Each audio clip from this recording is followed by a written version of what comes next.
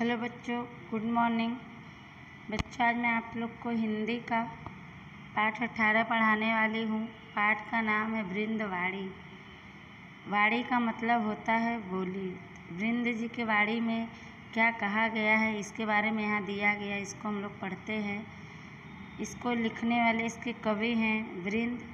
इनका जन्म सन 1644 ईस्वी में और इनकी निधन अर्थात मृत्यु सन 1724 ईस्वी में हुआ था। इनके बारे में हम लोग पढ़ेंगे। वृंद का जन्म मेड़ता जोधपुर राजस्थान में हुआ।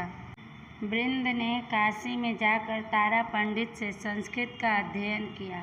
वृंद रचित अनेक ग्रंथ बताए जाते हैं।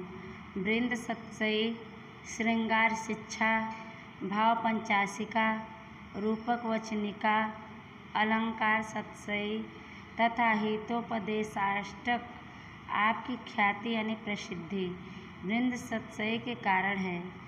आपका काव्य लोक नीति का सुंदर संग्रह है।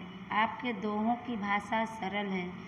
आप सुंदर उदाहरणों और प्रतीकों के द्वारा नीति की बात समझाते हैं। प्रस्तुत दोहे वृंद सतसई से लिए गए हैं, जिनमें से प्रथम दोहे में शिक्षाप्रद नसीहतों के बुरे लगने, दूसरे दोहे में निरंतर अभ्यास का महत्व बतलाया गया है, तीसरा दोहा सबल के महत्व को बतलाता है, चौथा दोहा पर निंदा से हानि, पांचवें दोहे में व्यर्थ के परिश्रम की बात है, छठे दोहे में प्रकृति दत्त स्वभाव तथा अंतिम दोहे में धीरज का महत्व जैसी नीति विषयक बातें बताई गई हैं।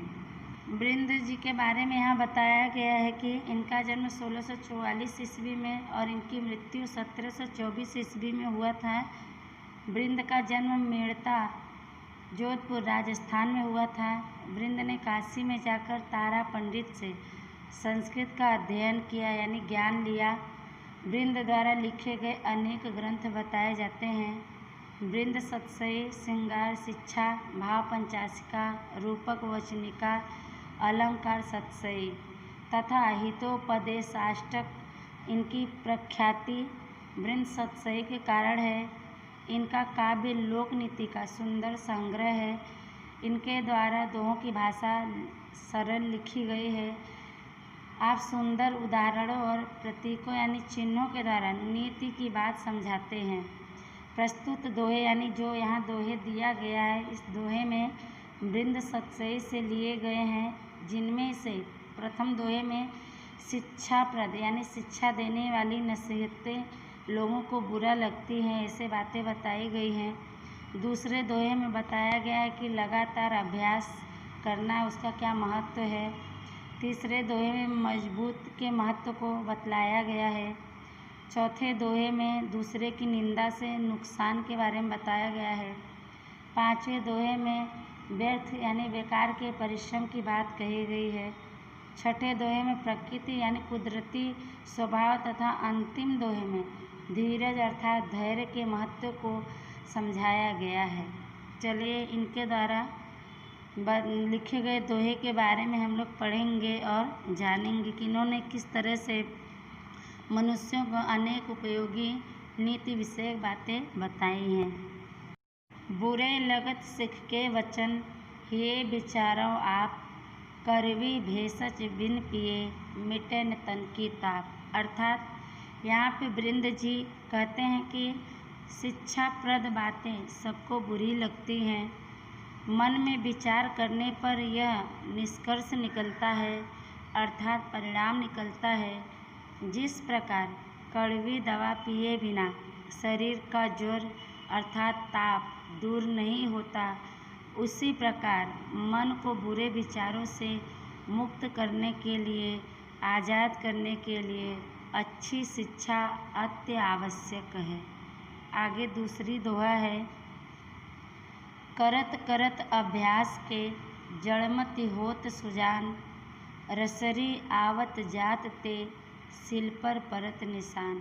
अर्थात दूसरे दोहे में वृंद जी कहते हैं कि लगातार अभ्यास करने से मूर्ख व्यक्ति भी प्रबुद्ध बन जाता है, यानी बुद्धिमान बन जाता है। रस्सी के कारण कुएं पर लगा पत्थर घिस जाता है और उस पर निशान बन जाता है।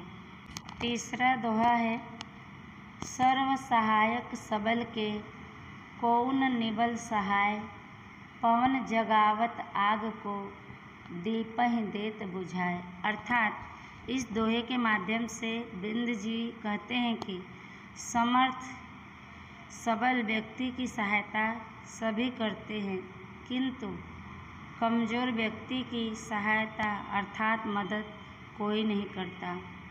हवा आग को प्रज्वलित करती है और धधका देती है, लेकिन दीपक को अपनी हवा से क्या करती है, बुझा देती है।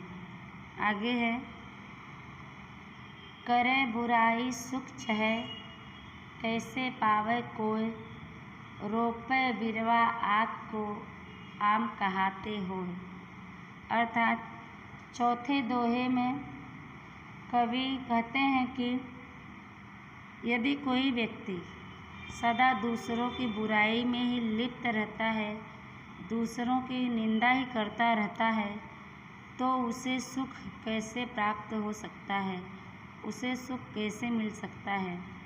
यदि कोई व्यक्ति मदार का पौधा लगाता है तो उसे आम का फल कैसे प्राप्त हो सकता है, कैसे मिल सकता है। आगे है पांचवा दोहा, क्यों कीजे ऐसो जतन, जाते काज न होय, पर्वत पर खोदे कुआं, कैसे निकसे तोय।